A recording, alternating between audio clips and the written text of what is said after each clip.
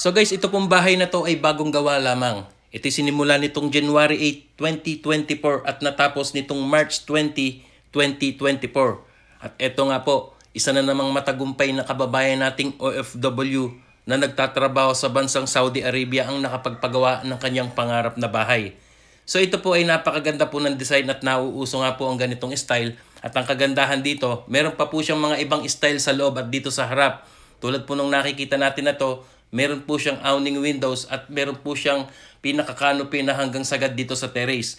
So ito po, ibinigay sa atin ni owner ang bawat detalye ng mga materyales na ginamit dito or nagastos para magkaroon din tayo ng basihan at idea dahil nga ito updated price 2024 po ito ginawa. Ay malaking tulong po ito para mapagbasihan natin sa pagpapagawa ng bahay sa ngayon. Lalong-lalo na ang nagastos nito kung magkano kabuuan, labor and materials. At mapapanood po natin ito by full video house tour kung gaano kaaliwalas at eto nga 3 kwarto ito at meron pa po siyang bar counter. So ito po ang ating topic at pag-uusapan ngayon.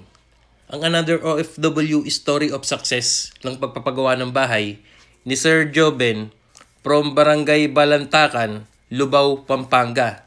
So guys, si Sir Joben po ay 5 years na pong nagtatrabaho sa bansang Saudi bilang isang lineman. At ayon nga kay Sir, ay talagang nagsumikap siya ng gusto at nag-ipon. Pinagtulungan nilang mag-asawa na mag-ipon at hanggang sa ito nga, ang dating pangarap lamang nilang bahay noon. At dahil sa kanilang pagsusumikap na mag-asawa, ito na nga at naisa totoong buhay at naisa katuparan na ngayon. So guys, ito pag-usapan na agad natin ang bawat detalye ng mga materyales na nagamit dito. So ayon po sa details ni Sir Joben, na ang sukat po ng bahay na ito ay 13 meters by 9 meters. At ito po ay total of 117 square meters. And guys, ito po ay kinonvert natin by the feet at lumalabas po ito na 43 feet by 30 feet.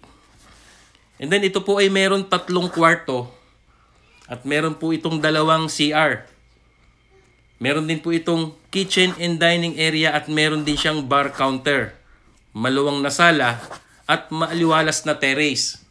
And then guys, eto nga po, pag-usapan na natin ang bawat detalye na binigay ni Sir Joben sa pagpapagawa ng structural ng bahay na ito.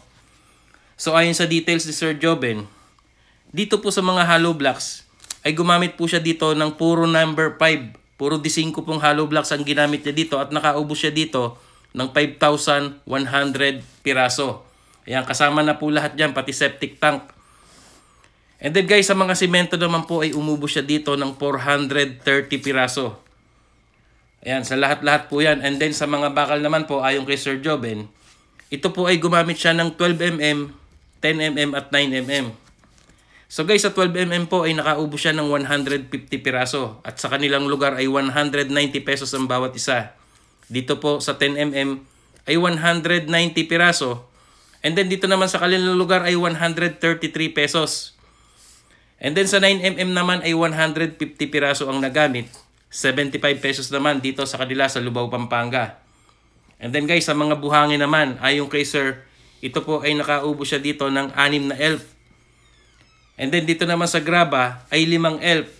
So ayan po at nakikita natin, kabuuan ng bahay ay buo na ang structural.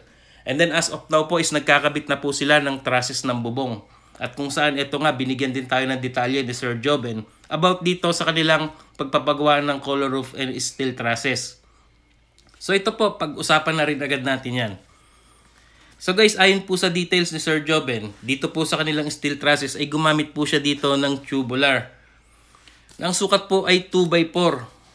At lahat-lahat po yan, ayon kay Sir, nakabili sila ng 20 pieces na tubular na 2x4. And then si purlins naman po, yung pinaka-soloheras niya, yung pinaka-iskruhan ng kanilang yero or long span. At ito po ay nakagamit siya ng sukat na 2x3 na si purlins at ito po ay 60 piraso lahat-lahat ang nagamit. And then yan nga guys, dito naman sa color roof, ayon po kay Sir, color roof long span rib type po at ito po ay mayroon po silang 7 piraso na 7 meters ang haba. And then meron din po silang nabili na 22 pieces na 6 meters ang haba.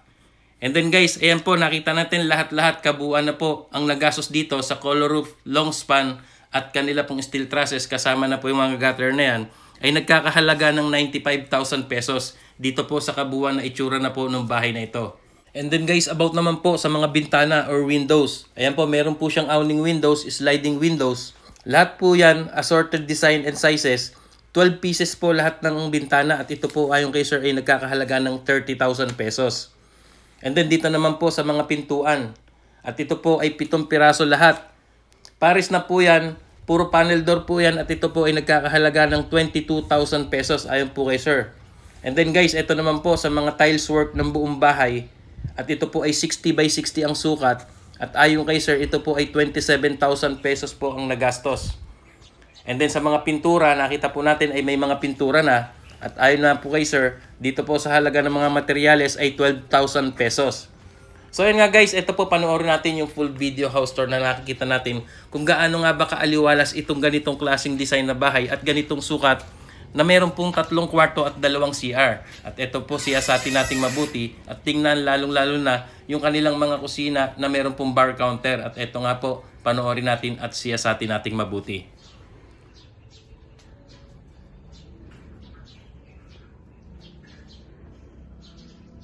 So ito po, nandito po tayo ngayon sa sala. Pakita natin, napakaaliwalas po at meron na po siyang mga Korean blinds at may mga sopa na po at talagang ayos na po at totally full finish na. Ang kulang na lamang po talaga dito ay ang kisame at ang kanilang spandrel ay totally okay na. So ayan po yung pinaka-trusses ng bubong nila. Ayan, ginamitan po yan ng tubular na 2x4 at C-Parlins na 2x3. So ayan, may mga instalasyon na rin ng kuryente at dito na nga po nakatira ang pamilya ni Sir Joven. So dito naman po tayo, silipin natin ang mga kwarto.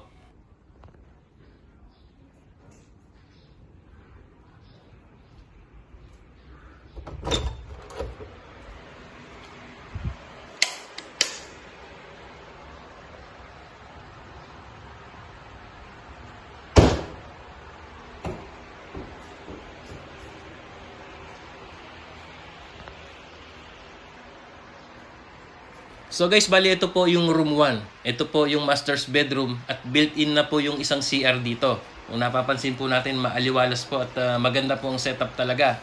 So tunay ngang napakasarap ng feeling ngayon ni Sir Joven at Ma'am CJ na kanyang pong may bahay na talagang natupad na nila ang kanilang pangarap na matagal na at ito na nga bunga ng kanilang pagsusumikap na dating bahay lamang na pinapangarap noon, ito na nga at naisa totoong buhay at natitirahan na nila ngayon.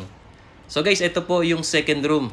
At ayan po, kung mapapansin natin, totally po wala pa po talagang kisame yung bahay na to. At yun nga ang pinag-iipunan na lamang ni Sir nito. At ang kagandahan nga ay nakaporma na at nakaredy ng lahat. At tulad nga na sinasabi natin lahat, ay mas lalo pa tayong sisipagin sa ating pagtatrabaho. Dahil meron tayong bukod na inspirasyon ng pamilya natin at mga anak. At ito pa nga, yung bahay na pinapangarap natin para sa minamahal nating pamilya. So ito naman po yung third room na talagang kitang-kita ang bakas ng kasiyahan sa pamilyang ito. So napakasarap talaga na tayo ay makapag-achieve lalo-lalo na ng bahay. Malaki man ito o maliit. Ang importante nga ay matatawag nating sariling bahay. Kagaya nga po ng na-feature natin na karamihan. Meron pong mga half-amakan, half concrete. Meron pong full concrete. Merong malalaking bahay, 2-story. At yan nga po ay talagang napakasarap ng feeling ng isang nakapagpagawa na. At ang importante nga natin na masasabi, ito ay ating sariling bahay. So ito po ang kitchen and dining area at ito naman po yung kanilang counter or bar counter. Ito po yung kitchen area, maluwang din po. So malaki nga po ang sukat ng bahay nito, 13 meters by 9 meters. So ito by the feet ay 43 feet by 30 feet. So guys, ayan nga po natunghayan natin yung full video house tour kung gaano kaaliwalas at kaganda. At ito na nga ang kulang na lamang po nito ay spandrel at kisame. So ang tanong, magkano nga ba ang kabuuang nagastos na dito ni Sir Joven, labor and materials? So guys, sa mga gumawa po ng bahay na ito, nag-hire si Sir Joven ng 3 mason. At ito po ay 750 pesos per day at 5 labor, 600 pesos per day. At ito nga po ay sinimulan ginawa nitong January 8, 2024 at natapos nitong March 20, 2024. At ayon nga kay Sir, lahat po ng ibinigay niya sa ating detalye ng mga materyales na nagastos or nagamit dito at yung iba pong mga maliliit or miscellaneous ay hindi na po nasama.